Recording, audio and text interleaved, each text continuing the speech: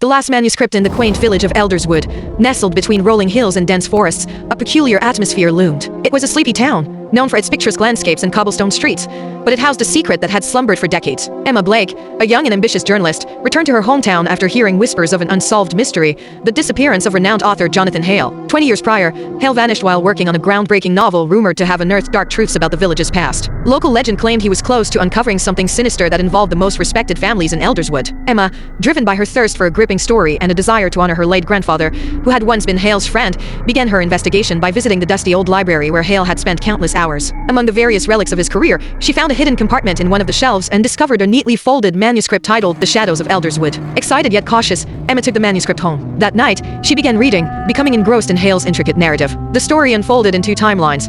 One in the present, narrated by a young woman named Clara, searching for her missing sister, and another echoing Hale's own life as he unraveled the dark history of Elderswood. The two narratives intertwined, revealing a conspiracy involving the villagers that had long been buried. Intrigued, Emma contacted the few remaining townsfolk who had known Hale. Her visits to the elderly residents like Mrs. Parkinson, a sharp-tongued former librarian, and Mr. Jenkins, a reclusive historian, lent her clues that painted a chilling picture. They spoke in hushed tones of a secret society that operated in the shadows, protecting the village's reputation at any cost. There were murmurs of dark rituals and sacrifices, peculiar disappearances that had been swept under the rug. One evening, as she pored over the manuscript again, Emma noticed a coded message in the margins, an address and a date. Her heart raced. The address led to a dilapidated house steeped in overgrown vines and darkened windows, situated on the outskirts of Elderswood. It belonged to Hale prior to his disappearance. Determined to unravel the truth, Emma ventured into the night, her flashlight cutting through the dense fog that enveloped the village. As she reached the house, she felt a chill run down her spine. The door creaked ominously as she pushed it open.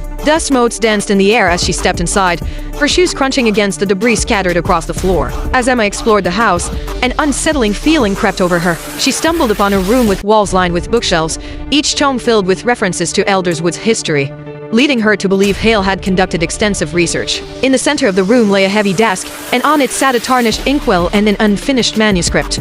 Suddenly, Emma's heart raced when she heard a noise. She turned quickly, spotting a shadow darting through the half-light. The tension in the air thickened as someone or something lurked just beyond her line of sight. Gathering her courage, Emma followed the sounds, leading her deeper into the house. In a hidden cellar, she found an underground chamber. The walls were covered in strange symbols and sketches depicting the very rituals that Mrs. Parkinson and Mr. Jenkins had mentioned. But what caught her eye was a large, moth-eaten tapestry depicting a gathering of figures, among them Jonathan Hale. Before she could fully absorb the scene, a voice interrupted her thoughts. "You shouldn't be here." Emma spun around to see a man with a weathered face and piercing eyes, Hale's long-lost friend, Thomas, who appeared to have aged far beyond his years. "What happened to Jonathan?" Emma demanded, her voice a mixture of anger and desperation.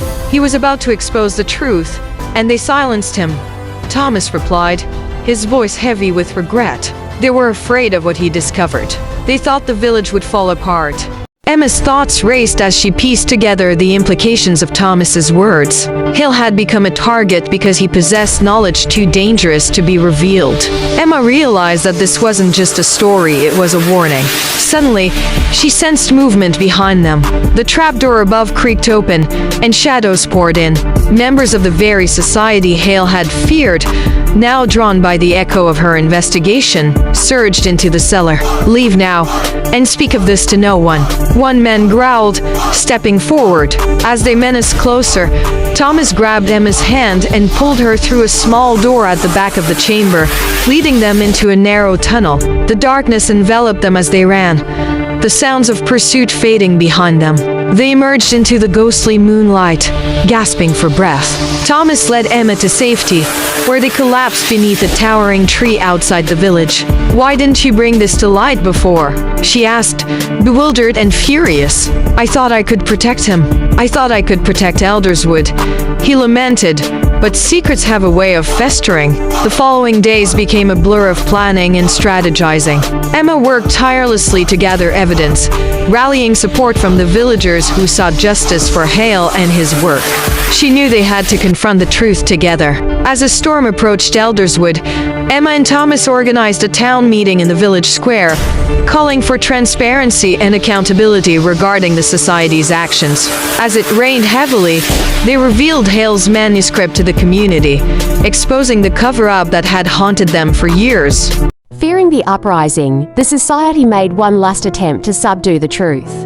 As tensions escalated, an old villager, resentful of years of silence, confessed to hiding Holly's remains in the depths of the forest, preventing the truth from surfacing. Emma and Thomas led a group of determined villagers to recover Holly's remains, embracing their history rather than shunning it. When they finally unearthed Holly's manuscript, flooded with secrets and dark truths, the village confronted their past boldly, finally worth an outlet for their grief and a chance for healing. Emma had not only transformed a forgotten piece of her past into a breakthrough for the village, but it also uncovered a larger story, the power of collective memory, and the importance of confronting the past. As she gazed at the manuscript, now secure in the care of the Elderswood Library, she felt a sense of closure. Elderswood would no longer bury its secrets but embrace them as part of its identity. The village was finally at peace, all thanks to the courage it took to unveil the shadows that lurk beneath its tranquil facade. As Emma returned to her bustling city life, she carried with her the weight of the last manuscript, knowing it had played a crucial role in reshaping her hometown forever. In the end, it was in the silence of Elderswood streets that the loudest truths were finally heard. Thank you for joining me on this exploration. If you found this interesting, feel free to follow along for more insights.